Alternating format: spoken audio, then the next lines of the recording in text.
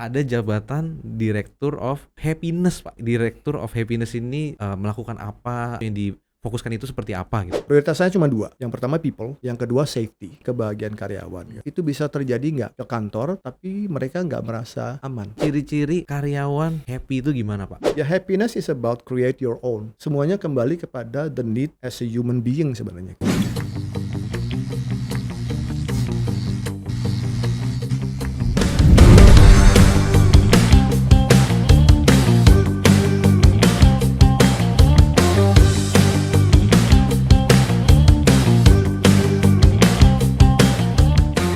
Welcome to Transport episode 12, The Future of Logistics, Millennial and Gen Z Perspective on Innovation and Growth. Halo, salam sehat kepada Sobat Mosrans dimanapun teman-teman berada. Ya, berjumpa lagi sama saya, Gio, selaku komersial dari Mosrans. Semoga nggak bosan ya. Oke, kalau di episode 10 dan 11 kemarin, teman-teman mungkin kalau ada yang ngikutin, kita tuh udah ngebahas terkait dengan impact dari teknologi di bidang eXIM, terutama di import dan juga konsolidasi.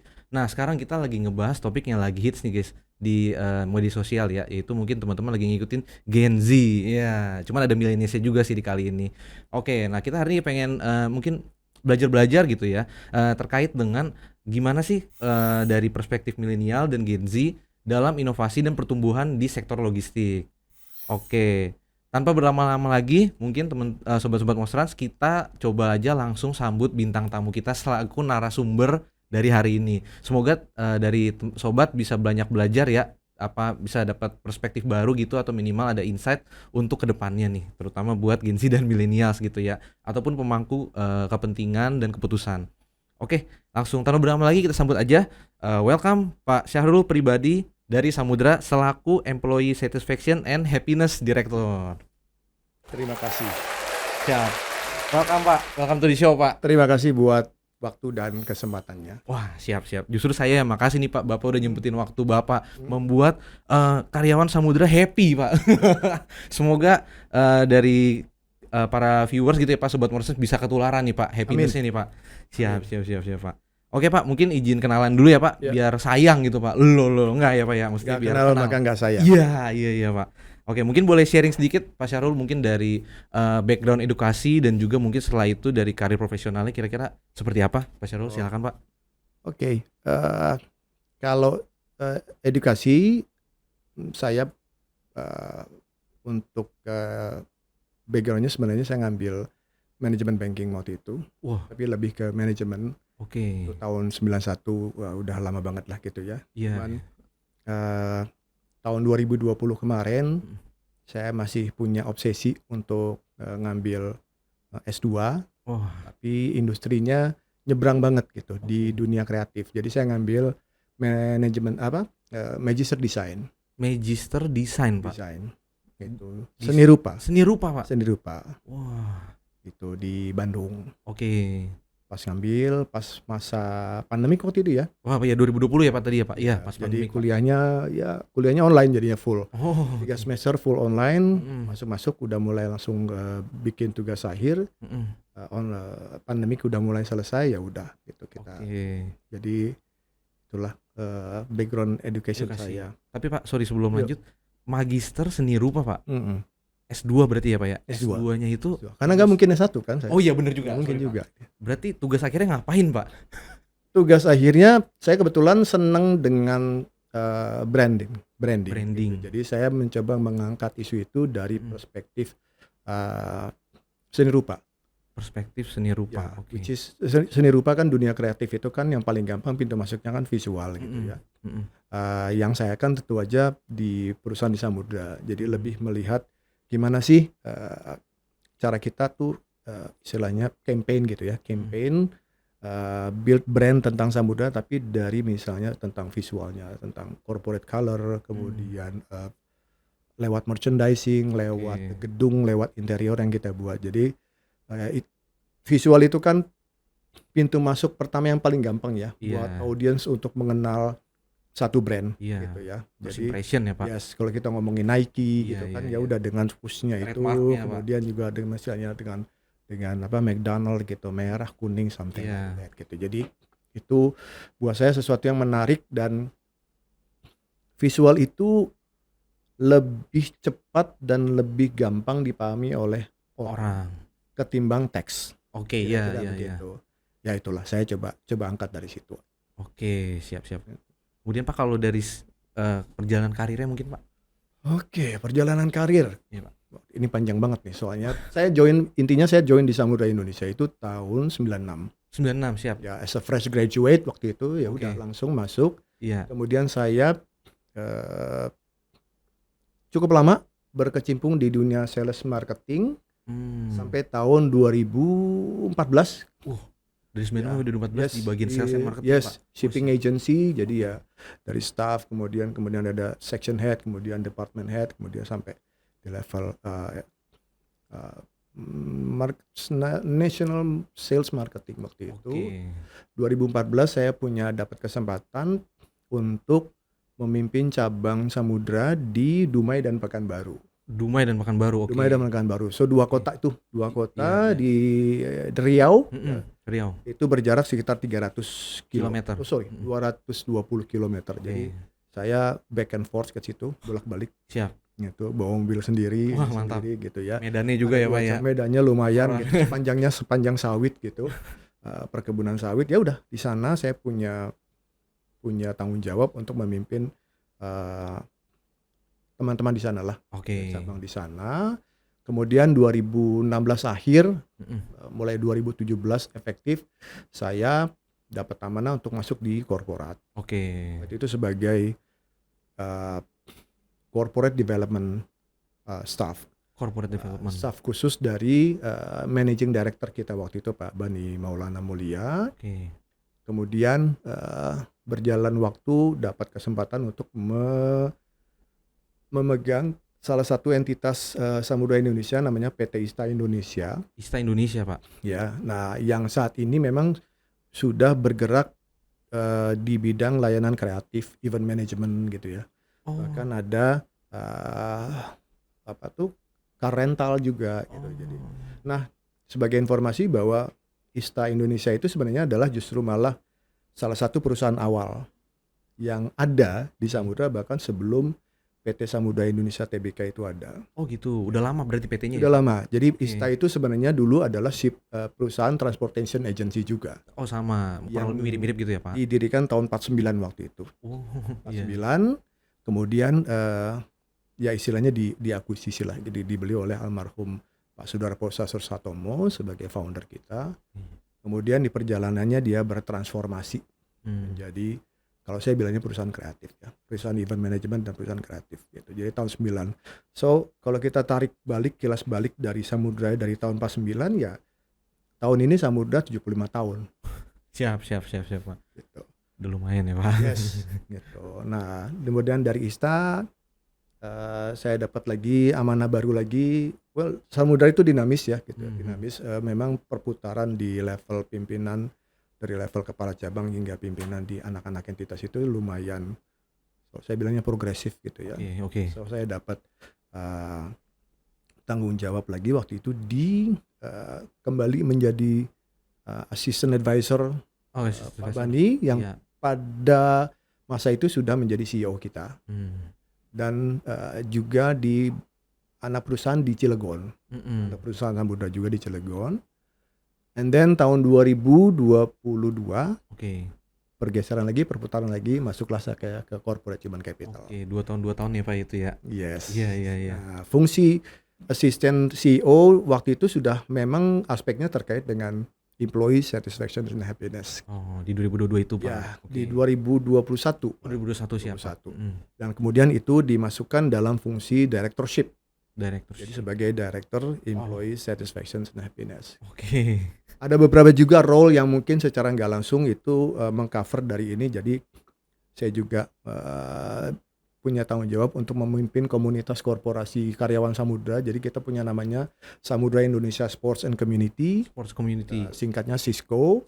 Jadi kegiatan olahraga, kegiatan komunitas, kegiatan kreatif gitu, itu kita istilahnya kita akomodir oleh perusahaan. Fasilitasi gitu ya Pak? Yes. Ya itu kira-kira Siap, siap, siap, siap. Nah, yang terakhir ini yang baru saja Baru saja. juga terjadi lagi perubahan kepengurusan. Mm-mm. Sebenarnya dalam waktu within soon saya juga akan punya role di people development. People Yes, development. jadi fungsi directorship saya itu nanti akan di people development. Hmm. Nah, yang employee Happiness. satisfaction and happiness apa? Masih ada, masih nyantel juga. Oh, jadi double gitu ya, Pak? Jadi double. Siap, siap, siap, siap, Pak. Double rangkap di Samudra Indonesia Sports and Community juga masih rangkap. Oke. Plus memang fungsi utama saya di corporate human capital sebagai deputy division head. Division head, oke. So semuanya memang still related kepada human capital aspect. Betul. Siap. So itulah perjalanan saya. I see. Thank you, Pak. Yep. Berarti gitu ya Sobat Musrens ya. Jadi maksudnya Pak Syahrul ini perjalanan karirnya kalau saya lihat ternyata pindah-pindah juga ya Pak ya, dari role sales. Warna-warni ya. Warna-warni Pak, bener Pak. Dari sales kayak saya gitu ya, sales tiba-tiba jadi kepala cabang, terus jadi malah ngurusin sekarang ke arah employee satisfaction dan happiness gitu ya Pak. Yes. Oke. Tapi saya mulai nangkep juga sih Pak, kenapa Bapak mungkin kemarin ketika di ISTI ya Pak tadi ya Pak, ISTI baru mungkin ketemu passion di bagian desainnya mungkin ya Pak ya tadi ya Pak. Enggak juga sih. Oh enggak juga, oh siap. Dari kecil saya selalu bilang, saya selalu melihat diri saya sebagai anak seniman. Oh gitu. Saya demen gambar dari kecil. Hmm. Senang gambar gitu. Iya, Jadi gambar Superman, gambar Batman, as simple as that. Oke. Sampai sekarang gitu. Jadi kalau bicara kegiatan saya ya basically adalah ilustrasi, gambar gitu. Oke. Senang gambar manual, senang apa gitu. Banyak lah gitu. Jadi itu lebih ke hobi berarti Pak. dibilang hobi, kalau saya lebih senang menyebutnya sebagai passion saya gitu. Passion. Bahkan kayak part of ini saya juga gitu. Oke. Part of who I am gitu ya Pak part of istilahnya who ya. I am. Oke, siap. Gitu. I see, oke. Thank you Pak. Mungkin lanjut nih Pak. Saya sebenarnya lagi tertariknya karena belum pernah nih Pak saya dengar ada jabatan Director of, kalau employee satisfaction kan mungkin udah pernah ada gitu Pak. Of happiness Pak. Mungkin boleh sharing dikit nggak sih Pak, Director of happiness ini melakukan apa atau yang difokuskan itu seperti apa gitu Pak? Oke. Sebenarnya fungsi employee happiness itu kalau Anda, saya lupa ada beberapa link yang saya mungkin biasanya suka saya share. Itu bukan jabatan yang baru, tapi sudah cukup umum gitu. Di beberapa perusahaan besar itu ada fungsi itu. Oke. Biasanya namanya Chief of Happiness. Oh ada juga tuh Pak, Yes, Chief of Happiness. yes, Chief of Happiness. Itu Oh, yang oke. paling common ya gitu. Oke, Mungkin bisa oke. di ini gitu. Jadi saya pikir itu sedikit banyak menjadi referensi kenapa. Oke. Nah, kenapa ada fungsi itu? Saya biasanya paling gampang, jadi waktu saya mendapat amanah role itu, ya saya juga bertanya-tanya kan, ini fungsi apa ya gitu ya. Saya suka bercandanya gitu, staff of employee satisfaction of happiness. Ini saya sebagai assistant advisor CEO gitu kan. Jadi saya bilang, wah ini berarti kalau CEO kita lagi happy-happy, berarti saya ngikut. Happy-happy gitu. Dia misalnya lagi liburan, berarti saya ikut liburan. Jadi Gitu. perhatian Saya happy-nya bercanda ya, Pak. gitu. Kelihatan happy-nya. Ternyata enggak gitu. Oh beda.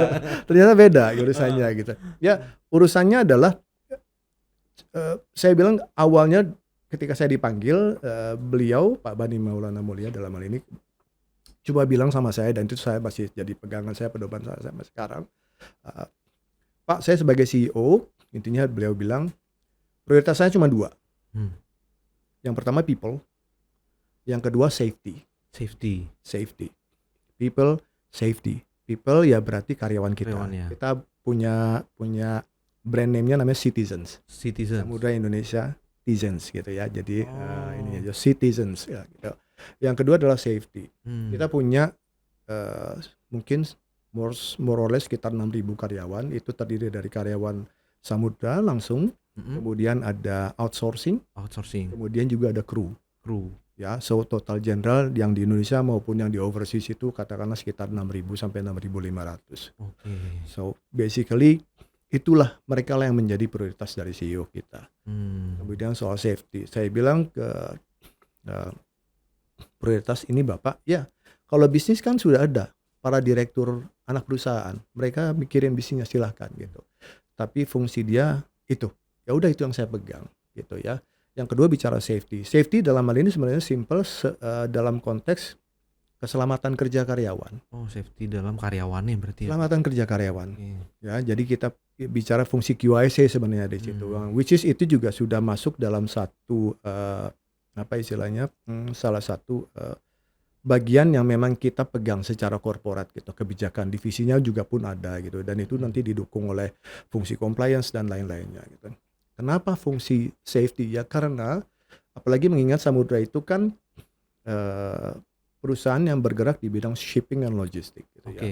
Mostly adalah bicara tentang operasional. Mhm. Pelabuhan, di pergudangan, Iya. terus kemudian di depo kontainer, kemudian di terminal. Itu kan banyak pekerjaan yang bersinggungan dengan memang kegiatan-kegiatan yang cukup punya resiko keselamatan yang tinggi. Iya, Pak.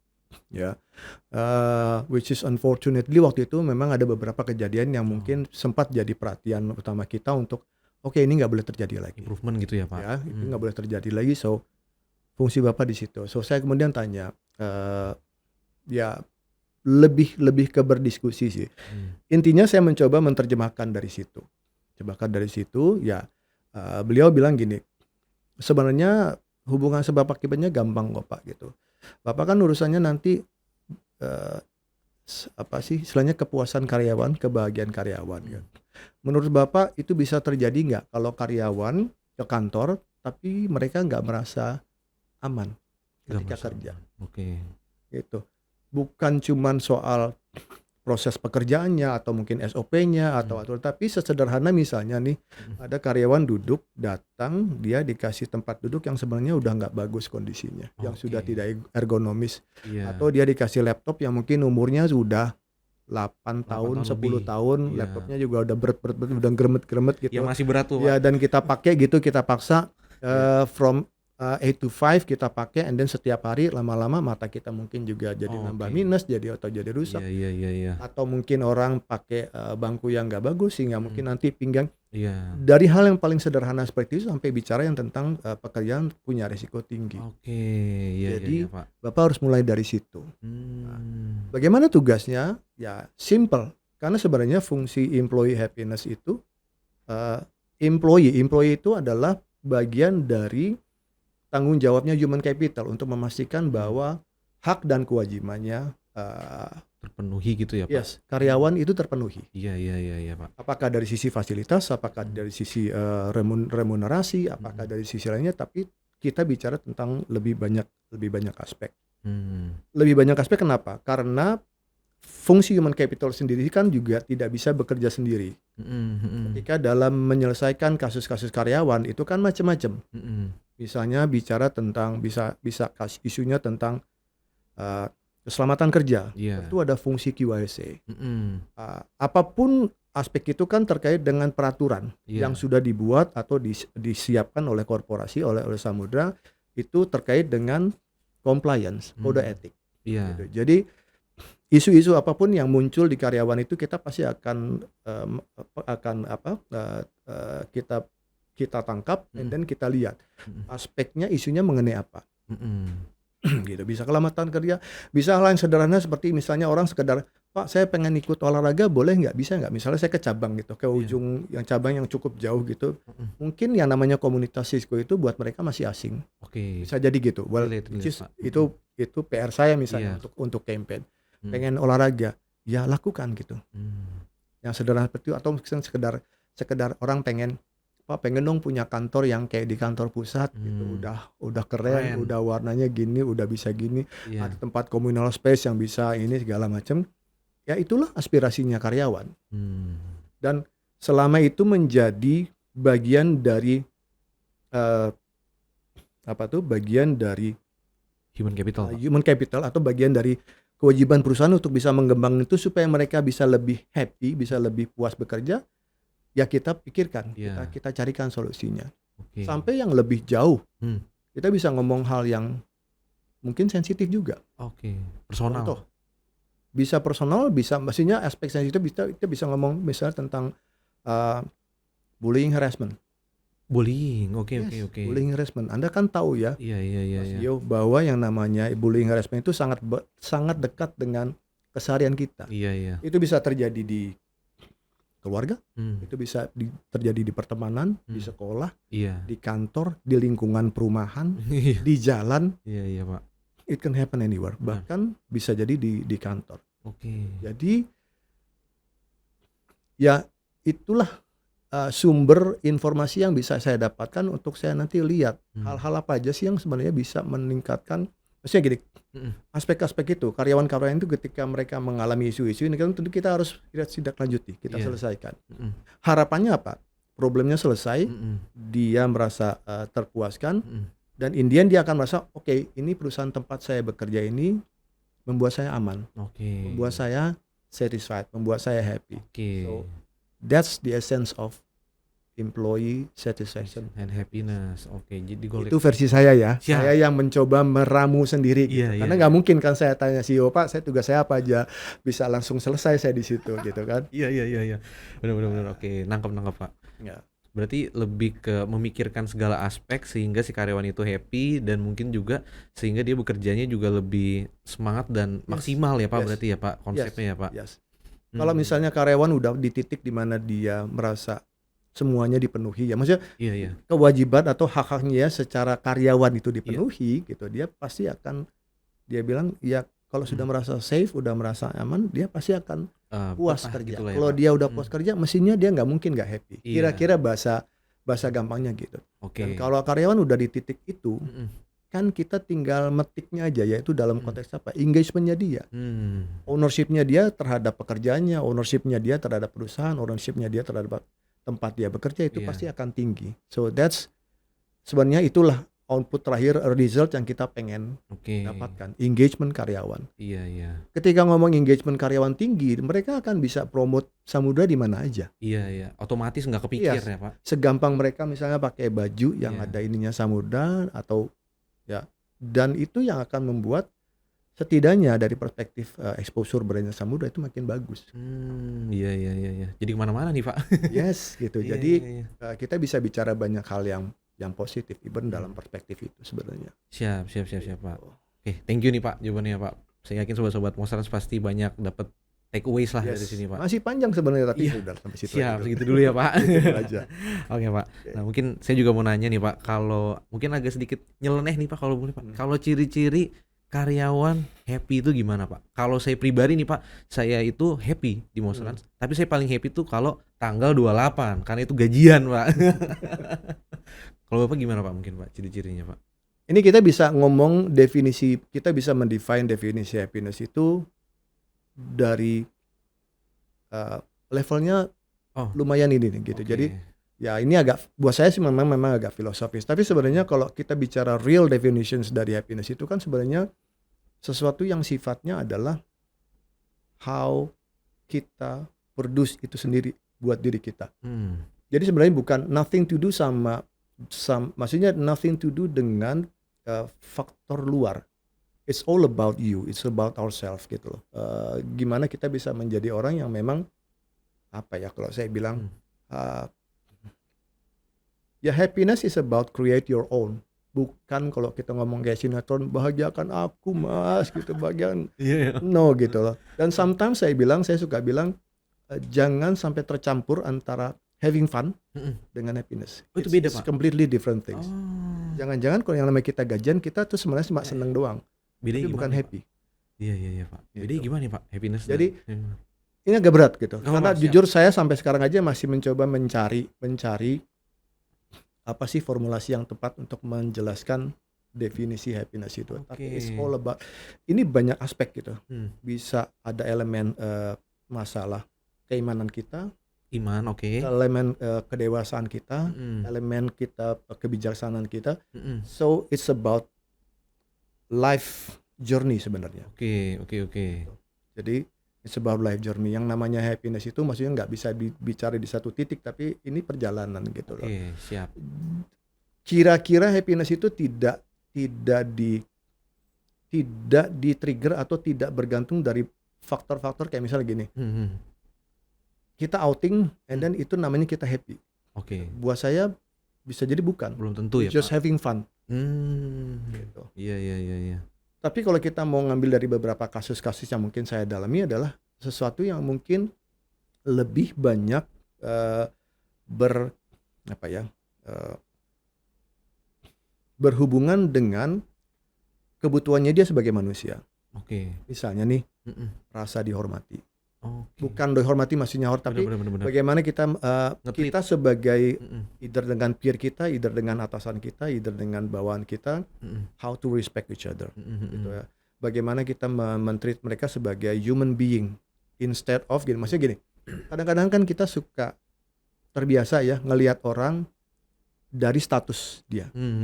Status ekonomi, status jabatan, status apapun itu, pendidikan gitu Iya, ya. iya. Itu yang membuat orang jadi terkotak-kotak sebenarnya.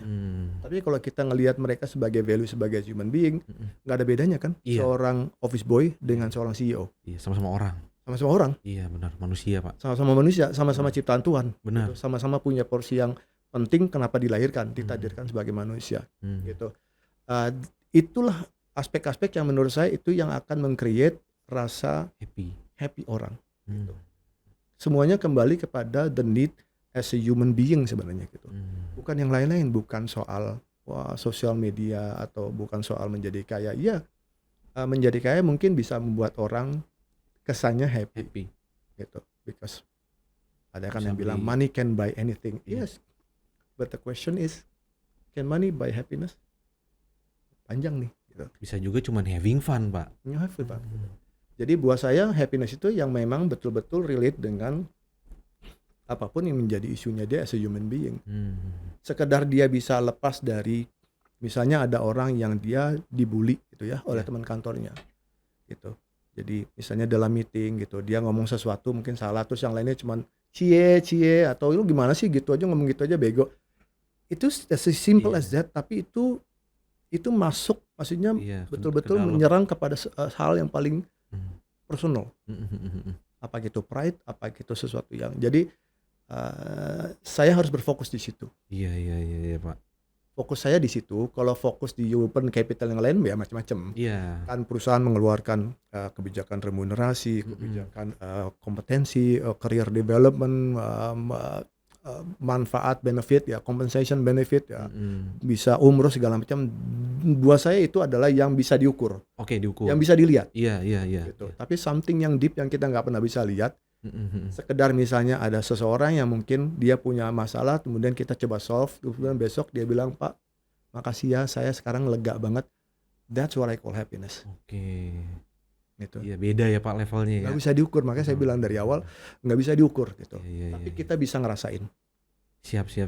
Dalam banget nih Pak. Kita bisa ngerasain. Makanya saya bilang ini proses yang panjang banget. Siap. Panjang, luas banget gitu. Iya. Oke, Kira-kira siap. Mantap Pak. Dalam banget. Thank you Pak. Siap. Oke. Nah, mungkin nyerempet ke topik kita dikit nih Pak, terkait dengan milenial dan Gen Z nih Pak. Mungkin kalau boleh di-share gitu ya Pak. Mungkin kalau nggak angka precise atau persentase nggak apa-apa Pak. Mungkin kayak mayoritas tuh ini kemudian ini dan seterusnya Pak. Ya. Kira-kira saat ini untuk persentase atau kelompok-kelompok kayak misalnya milenial atau Gen Z dan sebelum-sebelumnya Gen X dan sebelumnya itu seperti apa sih Pak? Kalau Samudra kali ya? Samudra tentunya kali Pak. ya? Iya Pak, tentunya Pak. Sama Samudra. Kalau di Samudra, saya kebetulan kemarin sebenarnya lagi sempat baca itu tabel itu, demografi itu gitu, cuman lupa aja, ya udahlah, umur nggak bohong gitu ya, atau mungkin saya nggak fokus aja, tapi mudah-mudahan saya nggak salah. Siapa? Persentase Gen X itu mungkin masih sekitar 50%. Oh, 50% Gen X Pak. Ya. Siap. Jadi Gen X dan baby boomer lah ya. Oh iya. Baby boomer ya kecil lah ya Pak ya. Kecil lah gitu Iya. gitu. Ada, bahkan kita masih ada punya seorang komisaris yang umurnya sudah, Pak Yono tuh berapa ya umurnya? 85 maybe. 85 tahun Ya, Pak. tapi dia masih aktif, masih jalan, masih gesit gitu, masih gitu. Energik gitu Pak. Ya minimal jalan nggak megang tongkat. Oh, gitu. Iya. 85 gitu. Jadi Wow. gitu ya. Jadi luar biasa spiritnya. Iya. Kemudian Gen X kan gitu ya. Iya. Gen X itu adalah saya. Tapi itu udah yang paling ujung tuh, Gen X yang paling ujung gitu ya, bukan yang di bawah. Iya. Mungkin 40 to 50%. Sisanya adalah Gen Y dan Gen Z. Kalau atau mungkin lebih besar, saya lupa ingat. Mungkin Gen X itu masih dominasi karena saya tahu Gen Z itu mungkin porsinya masih sekitar 15 Oke. 15% gitu ya. Masih agak kecil ya istilahnya ya, Pak Ya, ya? Mhm. Gen Y tentunya Lebih besar. milenial lebih Mhm. besar gitu Iya ya. iya iya. Yang kan kalau milenial kan umur-umur 30, Iya, 25 30 gitu ya. sebelum, Ya mhm. 30-an lah, Iya, 30-an bawah. mhm. Gen X itu udah ya sudah sekitar 40 40, something ke iya, atas gitu. mhm. Ya kira-kira gitulah Siap. komposisinya. Jadi kalau bicara dominasi sebenarnya saya bilang belum, Belum ya, belum, Pak, ya? belum. Karena masih didominasi oleh Gen X, Gen X pun juga masih cukup besar yang usia di atas 45 tahun. Iya iya iya iya, Pak. Nah, kalau dari, persentase dan komposisi berikut, Pak, mungkin boleh di-share dikit nggak nih, Pak, kira-kira perbedaan karakternya itu seperti apa sih, Pak? Dan mungkin dari gen milenial dan Gen Z itu apa yang kira-kira mungkin Bapak lihat bisa improve gitu lah, Pak, ke Oke, depannya? Mhm. oke. Oke, Sobat Mostrans, kayaknya tadi kita udah banyak ngobrol nih sama Pak Syahrul, terkait background Pak Syahrul, lalu juga karakteristik Gen Z dan milenial, serta beberapa teaser terkait dengan, scope dari Gen Z dan millennials di sektor logistik. Nah, penasaran kan next-nya kita akan bahas deep dive terkait, Gen Z dan millennials seperti apa?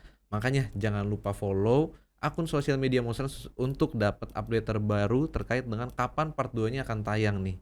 Sip. Thank you guys. Bye bye.